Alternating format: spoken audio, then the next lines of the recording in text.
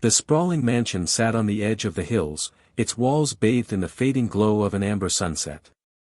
The estate stretched wide, polished marble steps gleaming like liquid fire, and tall windows catching every last streak of daylight. Inside, the silence was deceptive, a silence that carried the weight of wealth, pride, and the illusion of harmony. Tonight, however, that silence would be broken, and what was hidden behind pristine walls would crawl into the open. Before we go any further, if this is your first time here, make sure you hit that subscribe button and turn on notifications, because stories like this, raw, emotional, and true to the human condition, are ones you don't want to miss. Mr. Harrison Devereux, a self-made millionaire, had returned home earlier than expected. The world saw him as untouchable, his empire in logistics had made him one of the most respected figures in the city. But behind his sharp suits and commanding presence, Harrison carried a softer heart, one that still remembered what it meant to be overlooked, underestimated, and cast aside. He had grown up with nothing, and perhaps that was why he had such a quiet respect for the people society ignored. He pulled his car into the driveway and cut the engine. The heavy oak doors opened at his touch, and the familiar scent of sandalwood greeted him. But as he stepped into the grand foyer, the air shifted. It wasn't the stillness of an empty home. It was something else, something unsettling. From the corridor, faint voices leaked into the open. Raised tones, sharp words, followed by the unmistakable sound of someone's muffled crying. He paused. It was coming from the west wing, near the service quarters, a place Harrison rarely went but one he knew well enough to locate. He moved slowly, his polished shoes soundless against the Italian marble. The closer he got, the clearer the voices became. And then he heard it, a scream, cut short by a harsh thud. Harrison's chest tightened. When he turned the corner, he froze. His wife, Eleanor, stood in the narrow hallway, her face twisted with anger. Before her was a girl no older than 15, a maid's daughter, her small frame curled against the wall, hands shielding her head. Eleanor's leg swung again, striking the child's side with a cruelty that sucked the air from the room. The world seemed to stop. And in that instant, Harrison Devereux realized he had walked into a scene that would change the course of everything, his marriage, his household, and perhaps even the empire he had built. For a moment, Harrison stood rooted in place, disbelief anchoring him to the polished floor. He had known Eleanor for over 2 decades, known her elegance, her sharp wit, her reputation in society as the perfect wife of a perfect man. But what he saw before him was not elegance, nor wit. It was cruelty, raw and unmasked, directed at a child who could not even defend herself. Eleanor. His voice thundered down the hallway, sharp enough to slice through the tension. His wife jerked, startled. Her heel, suspended mid-air, lowered slowly to the ground as she turned. Her perfectly coiffed hair was slightly out of place, her breathing shallow and quick. "Harrison, you're home early," she stammered, her usual calm replaced with a flicker of unease. Harrison's gaze moved past her to the girl. The child's eyes were wide, glistening with unshed tears, her cheek marked by the faint redness of a fresh slap. She looked fragile, like a porcelain doll on the verge of shattering. Her mother, the maid assigned to Eleanor's personal wing, was nowhere to be seen. What is this?" Harrison's voice dropped low, each word deliberate. "What are you doing to her?" Eleanor straightened, lifting her chin. "Don't dramatize, Harrison. She was insolent. She disrespected me in my own home. I was teaching her a lesson." Her tone carried that familiar edge of superiority, the same one she often used with waiters, with drivers, with anyone she considered beneath her. Harrison took a step closer, his jaw tightening. "A lesson? She's a child. Look at her." His hand motioned toward the girl, who flinched instinctively, thinking the gesture might be another strike. That single movement, the flinch, cut through him deeper than any argument could. The silence that followed was heavy, pressing in from the walls. The chandelier above seemed to sway with the weight of unspoken truths. Eleanor folded her arms, trying to reclaim her composure. This is not your concern. The staff, their children, they answer to me. You've always left the household matters in my hands. Don't start interfering now. But Harrison's eyes never left the child. In that instant, memories flooded back, memories of himself as a boy, hiding bruises beneath long sleeves, enduring the sting of poverty and humiliation, silenced by the power others held over him. He knew exactly what it meant to feel small, voiceless, and broken. And he swore he would never allow it to happen again under his roof. Harrison knelt down, lowering himself to the girl's eye level. His voice softened, stripped of the authority that filled boardrooms and business meetings. "What's your name?" he asked gently. The child hesitated, her lips trembling before sound finally escaped. "Amara," she whispered, barely audible. "Amara," Harrison repeated, as though committing it to memory. "You're safe now. Do you understand me?" Her eyes flickered between him and Eleanor, as if unsure who truly held the power in this house. But Harrison extended his hand, not as a command, but as an offering. Slowly, with a trembling reluctance, Amara reached out, her small fingers brushing his. He held her hand firmly, a silent promise that no further harm would reach her. Eleanor scoffed behind him, her heels clicking against the marble as she moved closer. "Harrison, don't coddle her. You're embarrassing yourself. This is beneath you." But Harrison did not rise, not yet. He brushed a strand of hair from Amara's tear-streaked face and asked softly, "Where's your mother?" She's cleaning upstairs," Amara said timidly. "Madam said I was too slow, so she told her to leave me here." The word struck Harrison like ice. He stood slowly, now towering over Eleanor. His eyes, darkened with controlled fury, met hers. "You left a child alone just to strike her. Eleanor, have you lost all sense of humanity?" Eleanor's smile was sharp, brittle. "Humanity?" she repeated. "Don't preach to me about humanity, Harrison. You built an empire by crushing competition, by outsmarting men twice your age. You didn't rise to where you are by being gentle. Don't act as if you're some saint." Harrison's jaw clenched, but his voice stayed steady. "Business is one thing. Beating a defenseless child is another." His words rang through the corridor, final and immovable, like a gavel striking. Eleanor's facade cracked, just for a second. Her eyes flickered, searching for control, for dominance. "So what then?" she snapped. "You'll take her side over mine? Over your wife?" Harrison stepped closer, the weight of his presence pushing against her words. "If this is what you've become, Eleanor, then yes. I'll take her side every single time." Behind them, Amara's quiet sobs filled the air, a haunting reminder of the fracture that had just split wide open in the Devereaux mansion. The tension in the hallway was thick enough to choke on, every second stretching like an eternity. Harrison's words hung between them, sharp and unforgiving, and for the first time in years Eleanor's grip on control slipped. Her painted lips parted as if to fire back, but no words came, only a shallow, rattled breath. Amara shrank against the wall, her small frame trembling.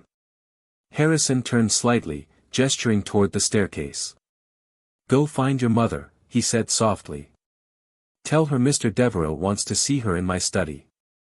The girl hesitated, looking toward Eleanor as if awaiting permission. But when Harrison gave her a reassuring nod, she scrambled to her feet and darted down the corridor, her footsteps echoing away into the distance. The sound left a silence behind that was colder than before. Harrison faced his wife fully now. "Do you realize what you've done?" His voice was low, dangerous, stripped of the affection that once filled it when he spoke her name. Eleanor's eyes narrowed, regaining some of her old fire. "What I've done," she repeated mockingly, "is try to instill discipline. These people," she waved her manicured hand dismissively, "they come into our home with their dirty habits, their lack of refinement. Someone has to teach them their place. You think throwing money at them makes you noble?" "No," Harrison. It makes them dependent. It makes them parasites. Harrison's chest tightened with a fury he hadn't felt in years. Parasites. His voice thundered, shaking the very chandelier above. The only parasite I see is the cruelty feeding off your pride. Do you hear yourself? That girl is a child. Her only crime is existing in the same space as you. Eleanor flinched at the force of his words but quickly composed herself, her tone icy. I won't be spoken to like this. Not in my own home. This house stopped being yours, Harrison shot back, his hand curling into a fist at his side, the moment you turned it into a place of fear. The weight of his declaration struck deeper than she anticipated. For the first time, Eleanor's eyes betrayed something more than arrogance, fear. Not fear of Harrison's anger, but fear of what his resolve might mean for her carefully constructed world. The silence between them stretched, interrupted only by the faint sound of Amara's footsteps returning in the distance. Harrison didn't move, didn't break eye contact.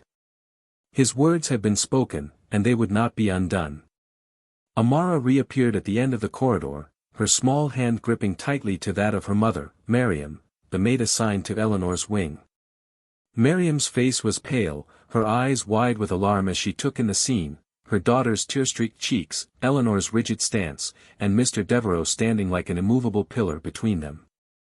She rushed forward, kneeling beside Amara, checking her quickly with frantic hands. Amara, my sweet, what happened?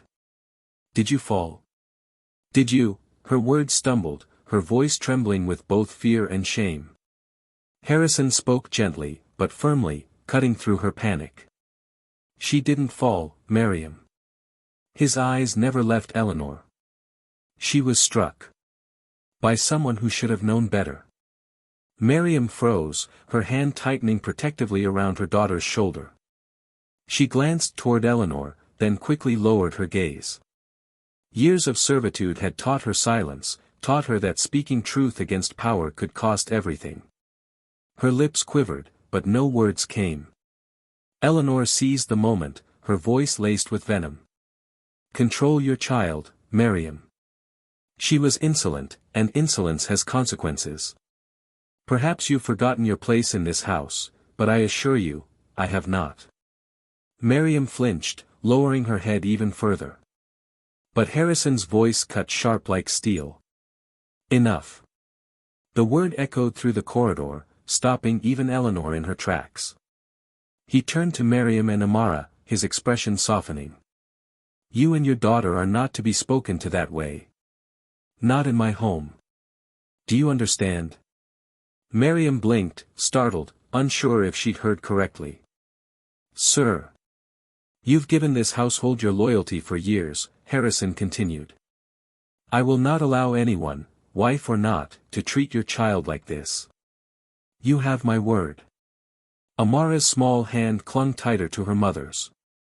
Miriam's eyes welled with tears, though she quickly brushed them away, bowing her head. Thank you, sir, she whispered, voice breaking. Eleanor's laugh pierced the air, brittle and shrill. So this is what it's come to. You defend the help over me? Over your own wife? Harrison, do you realize how ridiculous you sound? Harrison turned his gaze back to her, his expression cold, unflinching. No, Eleanor. What's ridiculous, is that I ever believed you had a shred of compassion in you.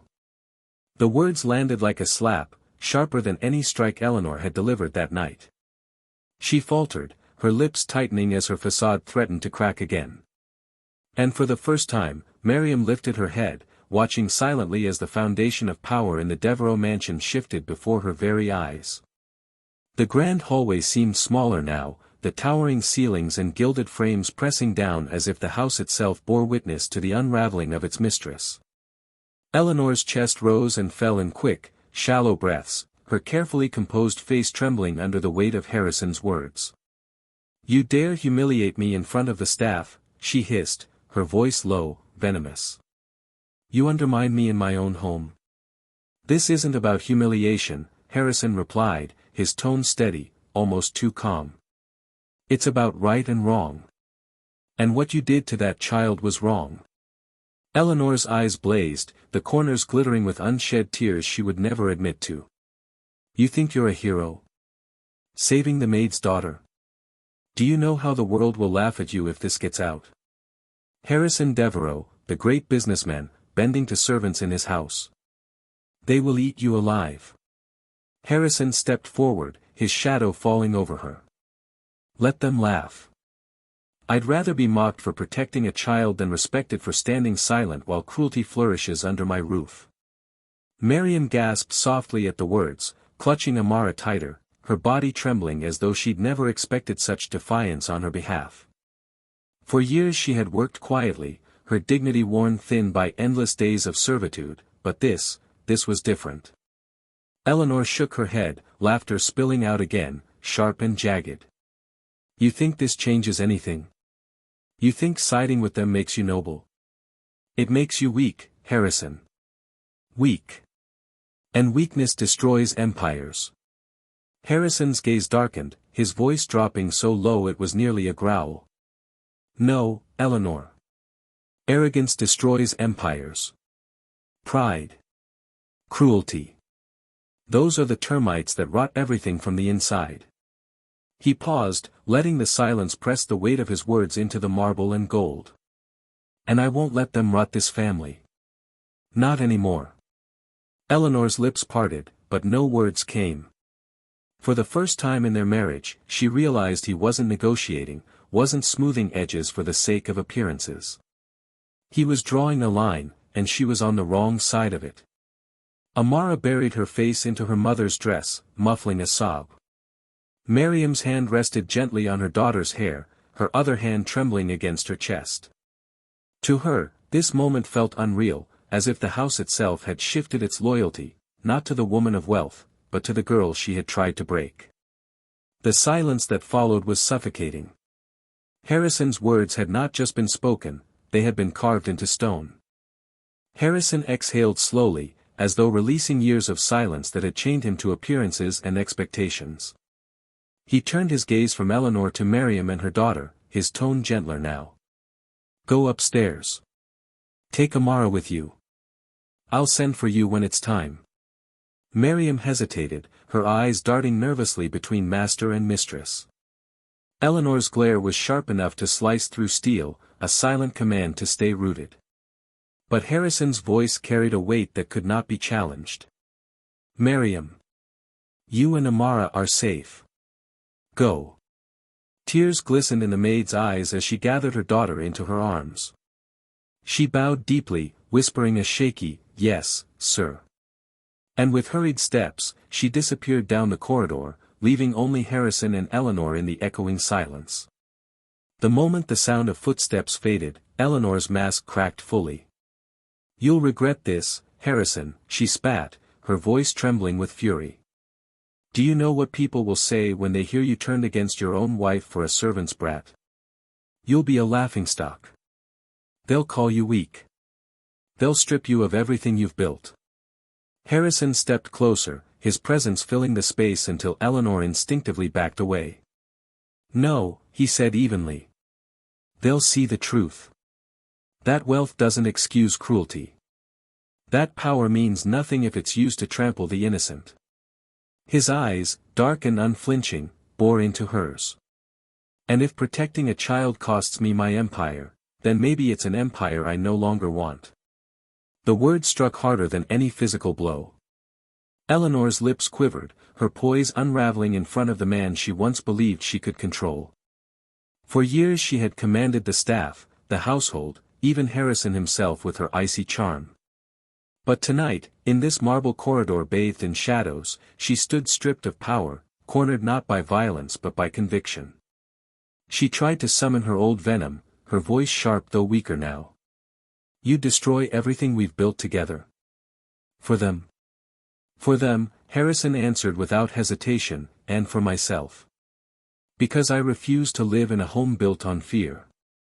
The silence that followed was heavy, electric. Outside, the night had fully descended, the cicadas buzzing against the dark sky. Inside, the Devereux mansion felt less like a palace and more like a battlefield where a war for the soul of its master had just reached its turning point. Eleanor's hands shook. For the first time, she realized she was no longer speaking to the man she had controlled, but to one she no longer recognized, one who had remembered where he came from, and what he stood for. And Harrison knew, with unshakable clarity, that there was no going back. The air in the corridor seemed charged, every second dragging out like the pause before a storm breaks. Eleanor's painted composure was cracking fast, but her pride refused to let her bend.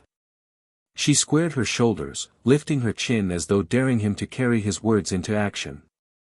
"You forget yourself, Harrison," she hissed. "This home, this reputation, you didn't build it alone. My family's name opened doors for you. My presence made you respectable. Without me, you're just another man with money, clawing his way through society.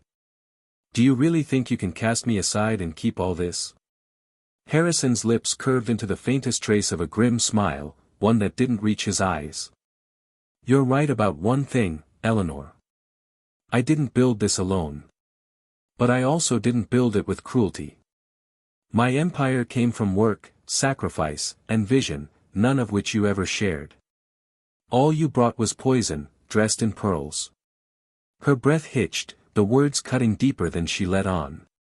But Eleanor wasn't finished. She leaned forward, her voice low, threatening. "If you make me your enemy, Harrison, I will ruin you. Every contact, every ally, every so-called friend you think you have, I can turn them against you. You know I can." Harrison didn't flinch. He simply straightened, his towering frame casting her in shadow. "Then do it. Because the man I am tonight would rather lose everything than live one more day with a woman who believes a child's life is worth less than her pride." For a moment, there was nothing but the sound of their breathing, hers sharp, ragged, fueled by rage, his steady, controlled, fueled by conviction.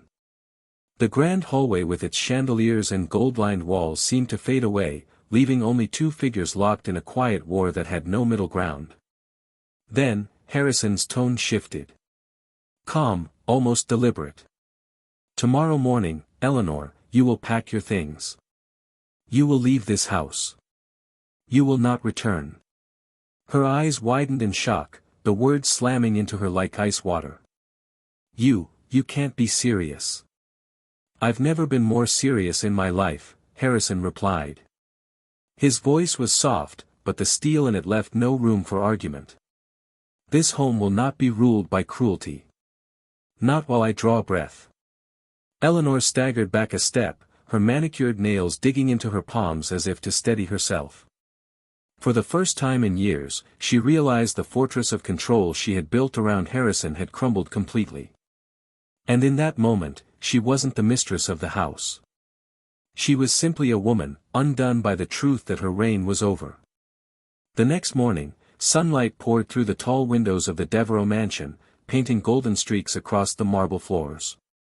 The night had been long, filled with muffled sobs from Eleanor's wing and the hushed footsteps of staff whispering of what had transpired. But now, as dawn broke, a new order seemed to hang in the air. Harrison sat in his study, a room lined with bookshelves stretching from floor to ceiling, the scent of leather and old parchment heavy in the air.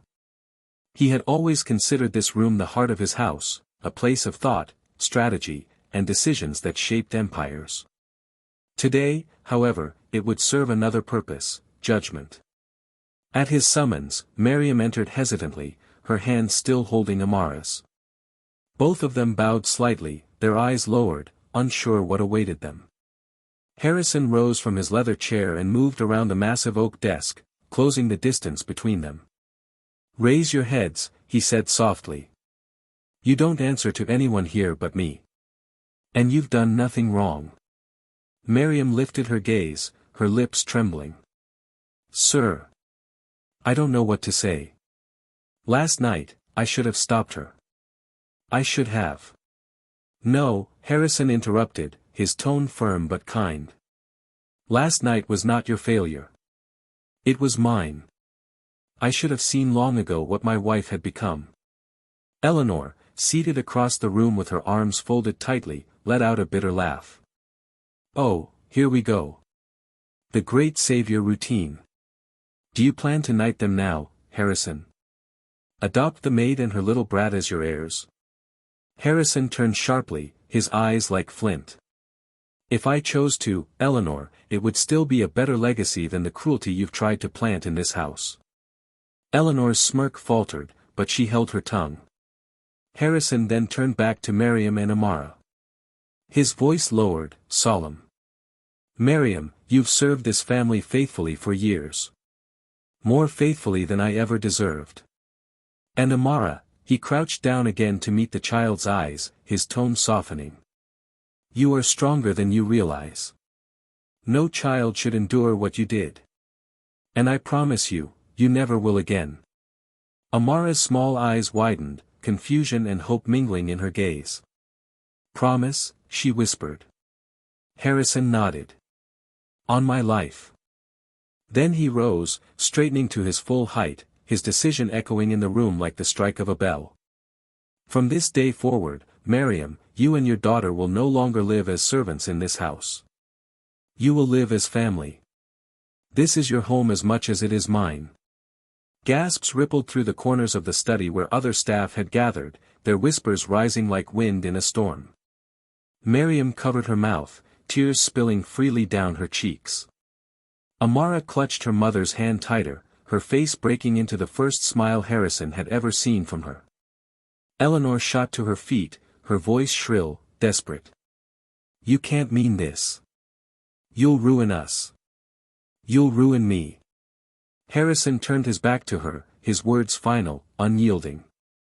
"No, Eleanor. You ruined yourself."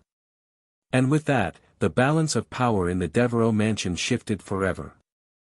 The town's air seemed lighter after that day, but the echoes of what happened lingered, whispered in corners of coffee shops, muttered in late-night conversations, taught quietly to children as cautionary lessons. Karen herself retreated into isolation, her once sharp tongue silenced not by choice but by the heavy weight of the community's watchful eyes. No one needed to raise their voice at her anymore, her name had become its own shadow. But David. David rose. He didn't demand it, didn't seek it, but the community began to look to him as a quiet symbol of grace under fire. He continued to walk the same streets, to smile at the same neighbors, to hold his children with the same tenderness. Yet there was something different now.